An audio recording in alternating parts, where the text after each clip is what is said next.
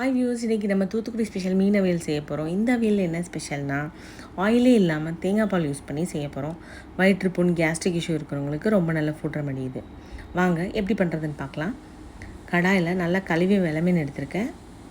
அதோட ஒரு ஸ்பூன் மிளகு, ஒரு ஸ்பூன் சீரகம், ஒரு ஸ்பூன் சோம்பு, 2 ஏலக்காய், பட்டை, கிராம்பு.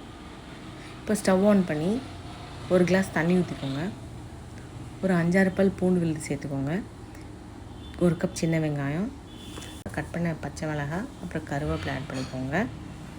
இப்போ கொஞ்சோண்டு மஞ்சத்தூள் சேர்த்து மூடி போட்டு சிம்மில் 5 நிமிஷம் வேக விடுங்க.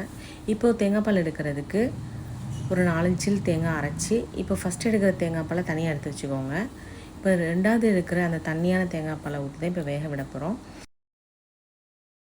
இப்போ திறந்து பார்த்திங்கன்னா மீன் 3/4 பதம் வெந்திருக்கும். இப்போ நீங்கள் 2வது எடுத்த தேங்காய் பாலை ஆட் பண்ணிக்கோங்க. தேவையான உப்பு ஆட் பண்ணிக்கோங்க.